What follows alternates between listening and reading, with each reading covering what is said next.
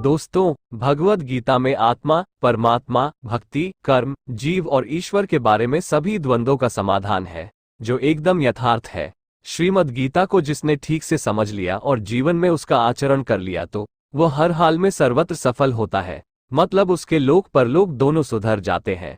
लेकिन इसका सही आशय कोई भगवान का आत्मज्ञानी भक्त ही समझ सकता है और समझा सकता है। हम लोग श्रीमद् भगवद गीता के सभी श्लोकों का अवलोकन करेंगे, जो एक श्रृंखला में होगा और गीता के सभी 18 अध्याय के साथ समाप्त होगा।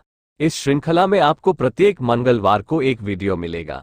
आप सभी से अनुरोध है कि इस श्रृंखला की वीडियो मंगलवार को देखना न भूलिएगा। गीता, गंगा और गायत्री माता के ये तीनों रूप इस धरती पर ईश्वर द्वारा प्राप्त प्रत्यक्ष वरदान है।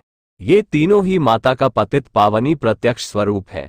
इनके शरण गए हुए लोग जीवन के सभी क्षेत्र में धन्य धन्य हो जाते हैं। तो आइए श्रीमद् गीता अध्याय की तरफ बढ़ते हैं।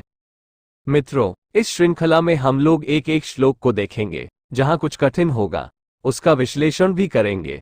मित्रों, जैसा कि आप जानते ही हैं कि महाभारत के युद्ध की पूरी कहानी संजय धृतराष्ट्र को सुना रहे थे, तो धृतराष्ट्र ने भी गीता सुनी, लेकिन मोह में इतने डूबे हुए थे कि सर्वनाश होने के बाद ही बुद्धि खुली।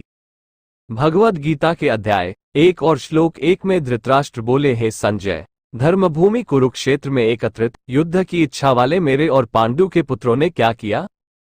तब भगवद गीता के अध्याय 1 श्लोक 2 में संजय बोले, उस समय राजा दुर्योधन ने व्यूहरचनायुक्त पांडवों की सेना को देखा और द्रोणाचार्य के पास जाकर यह वचन कहा। भगवद गीता के अध्याय 1 श्लोक 3 में, हे आचार्य, आपके बुद्धिमान शिष्य द्रुपद पुत्र धृष्टद्युम्न द्वारा व्यूहाकार खड़ी की हुई पांडुपुत्रों की इस बड़ी भारी सेना को देखिए।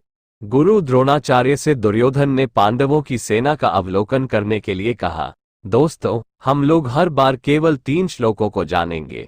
इस तरह आसानी से हम लोग अच्छी तरह धीरे धीरे श्रीमद् भगवद गीता को समझेंगे और जीवन में उतारेंगे। इस श्रृंखला में प्रत्येक मंगलवार को आपको वीडियो मिलेगा। शुभमस्तु।